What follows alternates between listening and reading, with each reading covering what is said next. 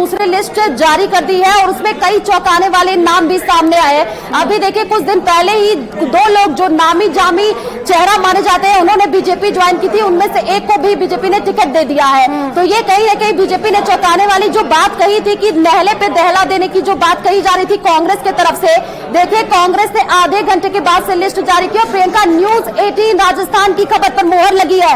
लगातार हम वो नाम बता रहे थे अपने दर्शकों को कि ये नाम शामिल हो सकते हैं और वही नाम सामने है। जैसे कि ये कहा जा रहा था कि कांग्रेस अपनी लिस्ट में कुछ बदलाव कर सकती है, लेकिन ऐसा कुछ देखने को नहीं मिला। लेकिन बीजेपी में कई ऐसे चौंकाने वाले नाम सामने आए प्रियंका।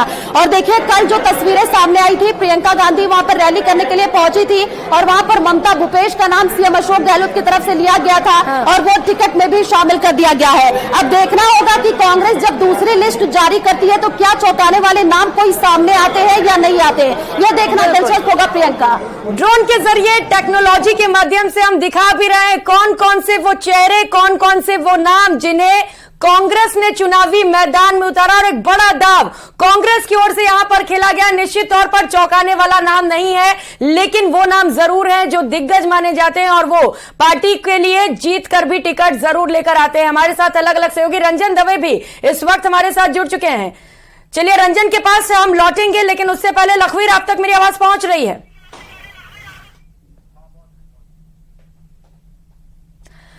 लखवीर, अभी कुछ सीट ऐसे हैं जो कांग्रेस के लिए बड़ी चुनौती बने हुए हैं, क्योंकि माना जा रहा था कि 100 से ज्यादा नामों का ऐलान हो सकता है, लेकिन महज 33 उम्मीदवार। अभी चुनौती बड़ी है कांग्रेस के लिए। जी बिल्कुल, कांग्रेस पार्टी के लिए चुनौती काफी बड़ी है और जिस प्रकार से पिछले 4.5 साल तक हमने देखा कि गुटबाजी का जो आलम था कांग्रेस पार्टी के भीतर वो सड़कों पर भी उतरा, इसका असर पहली सूची के ऐलान में देखने को मिल गया है। क्योंकि उन तमाम चेहरों को ही चुनावी मैदान में उतारा गया है पहली सूची में, जो कि लगभग तय टिकट थे। कुछ हैपनिंग दिखा नहीं इस सूची में, कुछ एक्साइटिंग दिखा नहीं। हालांकि खबर यह थी कि करीब 100 से ज्यादा नामों पर मुहर लग गई है पहली केंद्रीय चुनाव समिति की बैठक में। पहली सूची के ऐलान जब होगा तो करीब 60 नामों का ऐलान किया जाएगा, लेकिन ये तो आधे नाम हैं। करीब 33 नामों का ऐलान बीजेपी कांग्रेस कर पाई है, जबकि भारतीय जनता पार्टी 124 विधानसभा सीटों पर अपने जो दावेदार हैं, अपने जो योद्धा हैं, उन्हें मैदान में उतार चुकी है और उन पर दाव खेल दिया है। लेकिन कांग्रेस अब फूंक फूंक कर कदम रख रही है। अब 33 सीटों पर तो ऐलान हो गया है, लेकिन अब जल्द ही दूसरी सीईसी की बैठक होगी कांग्रेस की, जिसमें बिल्कुल कांग्रेस फूंक फूंक कर कदम रख रही है। और यही वजह है कि जहां उम्मीद थी कि 100 या 100 से ज्यादा, वहीं महज 33 उम्मीदवारों के नामों का ऐलान हुआ है। जोधपुर से सहयोगी रंजन दवे इस वक्त हमारे साथ जुड़ चुके हैं। रंजन, नामों का ऐलान हो गया, किस तरीके की वहां पर? लीजिए, मेरे साथ है प्रवक्ता, संवाद प्रवक्ता जी। लिस्ट देख लो, गट्टे गट्टे अपने पाली। ठीक है, रंजन के पास लौटेंगे, लेकिन इस वक्त की सबसे बड़ी खबर लगातार न्यूज 18 राजस्थान पर आपको बता रहे हैं। दोनों ही पार्टियों ने आज अपने अपने प्रत्याशियों का ऐलान कर दिया है। सबसे पहले बीजेपी ने दूसरी लिस्ट जारी की और उसके महज आधे घंटे के भीतर कांग्रेस ने भी अपनी पहली लिस्ट जारी कर दी है। माना यह जा रहा था कि कई विधायकों के टिकट कट सकते हैं, पर हुआ नहीं। रंजन, वही नाम जो पहले चले आ रहे थे।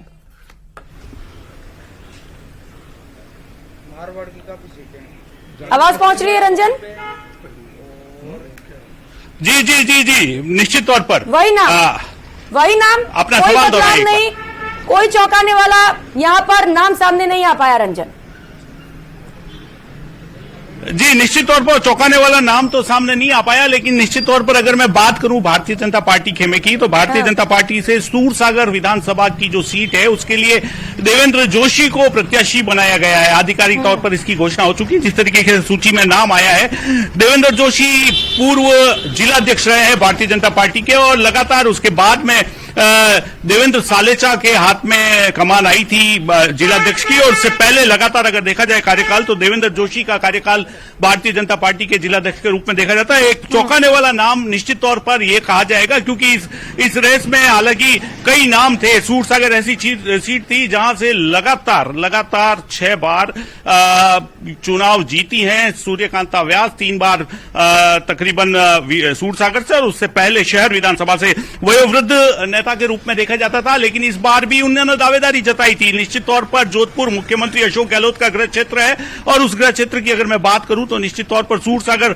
जहां से हिंदू मुस्लिम कार्ड खेला जाता है और ब्राह्मण वर्चस्व की सीट मानी जाती है, और ब्राह्मण वर्चस्व के दौरान में पुष्करना समाज के रूप में, महिला नेत्री के रूप में सूर्यकांता व्यास का जिक्र किया जाता था। और इस बार भी उन्होंने ताल ठोकी थी कि चुनाव लड़ेंगी पूरी तरीके से, क्योंकि जिस तरीके से जनाधार उनको मिला है। लेकिन इस बार भारतीय जनता पार्टी ने एक बड़ा बदलाव करते हुए देवेंद्र जोशी को यहां से उम्मीदवार बनाया है। देवेंद्र जोशी हालांकि पुष्करना समाज का ही प्रतिनिधित्व करते हैं। यहां ये भी बताना चाहूंगा कि पुष्करना समाज के ही एक धड़े ने यहां कांग्रेस से भी टिकट की मांग की थी, तो अपने आप में बड़ा रोचक मुकाबला आने वाले समय में देखने को मिलेगा। ये नजर, हालांकि कांग्रेस की सूची भी जारी हुई है, लेकिन अभी तक उसमें सूरसागर होल्ड पर रखा गया है।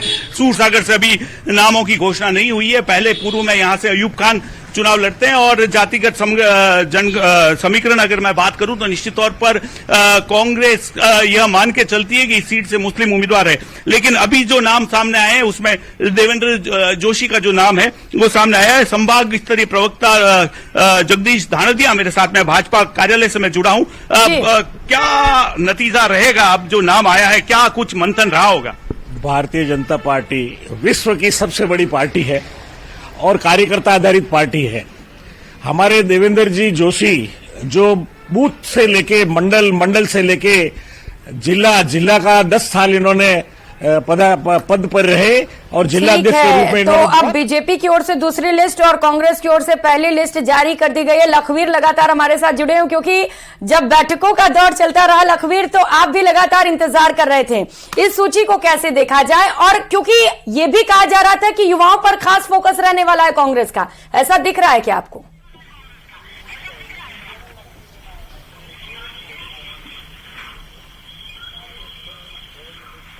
लखवीर, आवाज पहुंच रही है?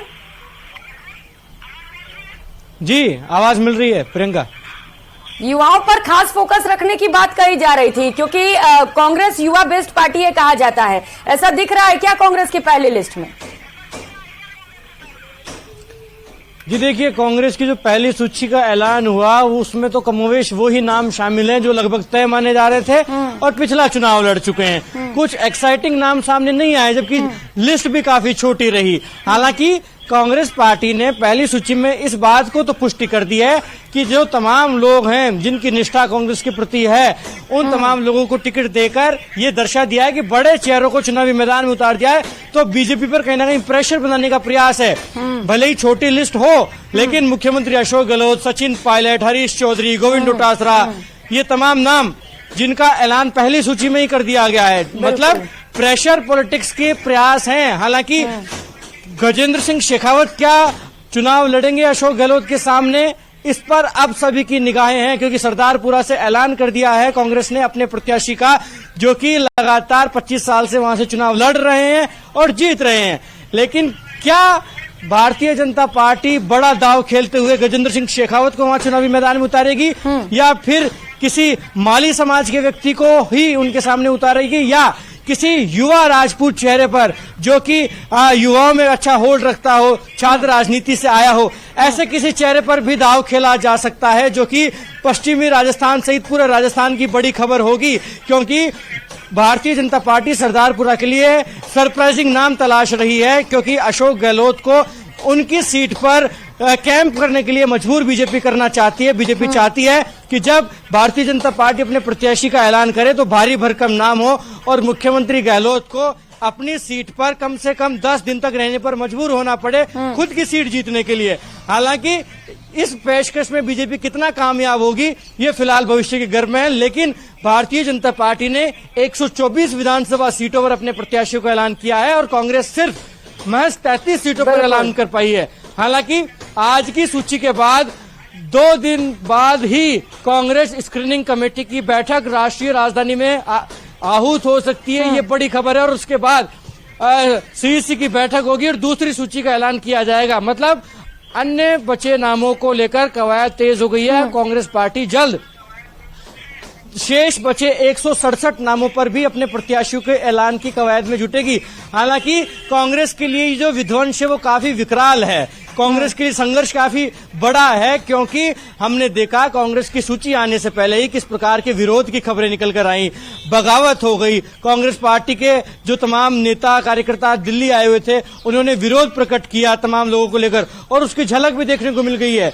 मालवीय नगर से अर्चना शर्मा की टिकट काटने के लिए तमाम मालवीय नगर से कार्यकर्ता पहुंचे थे, लेकिन उनकी एक न चली और 2 बार से चुनाव हार रही अर्चना शर्मा को एक बार फिर से चुनावी मैदान में उतारा गया है। हालांकि ये मुकाबला रोचक, क्योंकि पिछला मुकाबला कालीचरण सर्राफ वर्सेस अर्चना शर्मा 2018 में हुआ था।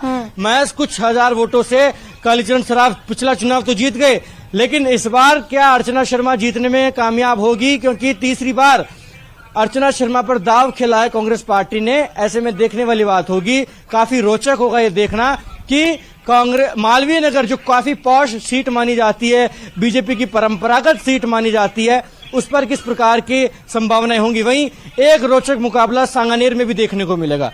सांगानेर में पुष्पेंद्र भारद्वाज ने पिछला चुनाव काफी मजबूती से लड़ा, इस बार भी चुनावी मैदान में कांग्रेस ने उन्हें उतारा है, लेकिन भरतपुर से चुनाव लड़े भजनलाल शर्मा, जो कि चौथी बार के प्रदेश महामंत्री हैं भारतीय जनता पार्टी के, उन पर विश्वास जताया गया है। जयपुर से लेकर दिल्ली तक अच्छी पकड़ रखते हैं भजनलाल शर्मा। संगठन महामंत्री चंद्रशेखर और प्रदेश प्रभारी अरुण सिंह के विश्वस्त माने जाते हैं, उन पर दाव खेला गया है। लेकिन गुटबाजी हो सकती है भारतीय जनता पार्टी में सांगानेर विधानसभा सीट पर भी, क्योंकि करीब 1 दर्जन संघनिष्ठ नेता वहां से टिकट की गुहार कर रहे थे, लेकिन दाव खेला गया भजनलाल शर्मा पर। ऐसे में भजनलाल शर्मा के सामने चुनौती बड़ी होगी, क्योंकि पुष्पेंद्र भारद्वाज की तैयारी काफी अच्छी है, काफी मजबूत है, और बाहरी हैं भजनलाल शर्मा उस सीट के लिए। हालांकि संघनिष्ठ सीट मानी जाती है, बीजेपी के कैडर की सीट मानी जाती है। ऐसे में स्वाभाविक है कि ज्यादा टक्कर नहीं होगी, ज्यादा अंतर नहीं रहेगा जीत और हार में, लेकिन पसीने आने तय हैं भजनलाल शर्मा के, क्योंकि पुष्पेंद्र भारद्वाज पिछले 5 साल भी लगातार सक्रिय रहे और 2013 से 18 तक भी लगातार सक्रिय रहे। वहीं अन्य सीटों की अगर बात की जाए तो सवाई माधोपुर से फिर एक बार दानिश अबरार पर दाव खेला है कांग्रेस पार्टी ने, जबकि चर्चा ये थी कि किसी मीणा नेता को चुनावी मैदान में उतारा जा सकता है, ताकि किरोड़ीलाल मीणा, जो कि बीजेपी के अधिकृत प्रत्याशी हैं, उनको कमजोर किया जाए। ऐसे में ये मुकाबला भी काफी रोचक हो गया है, क्योंकि किरोड़ीलाल मीणा वर्सेस दानिश अबरार का मुकाबला देखने को मिलेगा।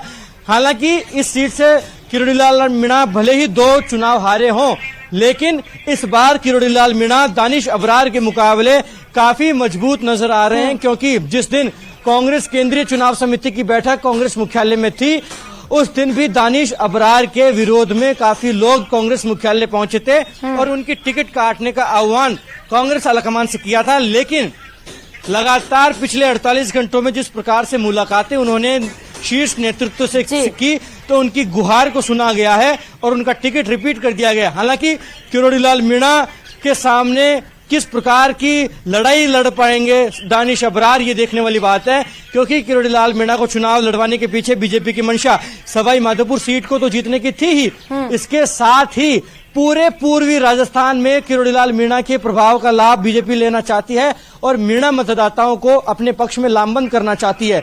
क्योंकि एक और जहां Congress party eastern Rajasthan canal project को बड़ा मुद्दा इस चुनाव में बनाने जा रही है, ईआरसीपी के लिए जन जागरण यात्रा की जा रही है, तो वहीं पिछले विधानसभा चुनाव में जिस प्रकार से पूर्वी राजस्थान में बड़ा डेंट भारतीय जनता पार्टी को हुआ था, ऐसे में उसको पाटने के लिए किरोड़ीलाल मीणा को चुनावी मैदान में उतारा गया है, ताकि मीणा वोट बैंक तो कम से कम बीजेपी के पक्ष में लामबंद हो, न सिर्फ सवाई माधोपुर सीट पर बल्कि अन्य सीटों पर भी।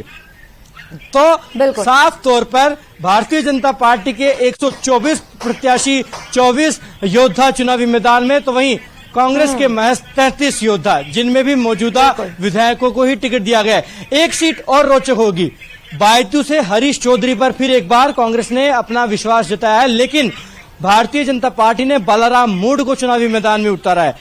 अब ये मुकाबला भी काफी रोचक होता नजर आएगा, क्योंकि बालाराम मूड भी काफी मजबूत पकड़ वहां रखते हैं। ऐसे में बालाराम मूड के प्रभाव का लाभ भी भारतीय जनता पार्टी उठाना चाहती है, इसलिए उन्हें वहां उतारा गया है।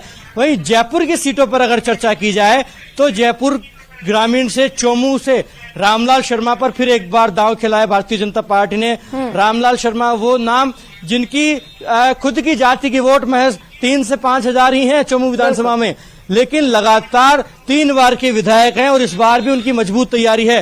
हालांकि इस बात पर निगाहें होंगी कि चोमू से उनके सामने उन्हें मुकाबला कौन देता है, क्योंकि उस पर काफी कुछ निर्भर होगा। क्योंकि पिछले विधानसभा चुनाव में राष्ट्रीय लोकतांत्रिक पार्टी के छुट्टन यादव के चुनाव लड़ने से काफी मेहनत करनी पड़ी थी। रामलाल शर्मा को अंतिम समय तक पसीने आए हुए थे, लेकिन आखिर में चुनाव जीत गए। वहीं आमेर के विधायक और उपनेता प्रतिपक्ष सतीश पूनिया पर वापस विश्वास जताते हुए बीजेपी ने उन्हें चुनावी मैदान में उतार दिया है। हालांकि कांग्रेस से कौन आएगा इस पर निगाहें हैं, क्योंकि अगर प्रशांत शर्मा को रिपीट करती है कांग्रेस तो स्वाभाविक है कि एक तरफा मुकाबला होगा और सतीश पूनिया बड़े अंतराल से चुनाव जीतेंगे। वहीं अगर किसी जाट चेहरे पर या फिर बागड़ा समाज से आने वाले गंगा साय शर्मा पर चुनाव दाव खेलती है कांग्रेस पार्टी, तो मुकाबला काफी टक्कर का होगा और बीजेपी और कांग्रेस के बीच काफी संघर्ष देखने को मिलेगा आमेर सीट पर भी। वहीं जहां तक और सीटों की बात है, निर्मल कुमावत को उतारा गया फुलेरा से, मौजूदा विधायक हैं, इस प्रकार की खबरें थी क्योंकि डीडी कुमावत, दीनदयाल कुमावत, जो कि भारतीय जनता पार्टी युवा मोर्चा के प्रदेश अध्यक्ष हैं, पूर्व में रहे हैं। पूर्व प्रदेश अध्यक्ष ने पिछली बार टिकट कटने की वजह से बीजेपी का दामन तोड़ दिया था, निर्दलीय चुनाव लड़ा था, लेकिन कुछ ज्यादा खास हासिल हुआ नहीं।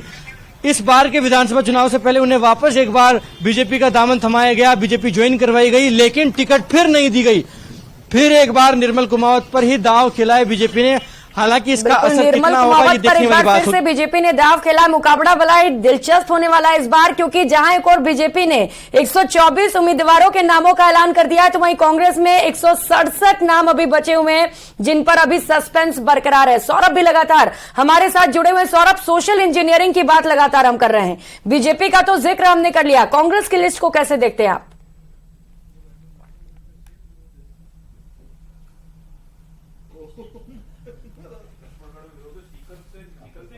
आवाज पहुंच रही है सौरभ आप तक?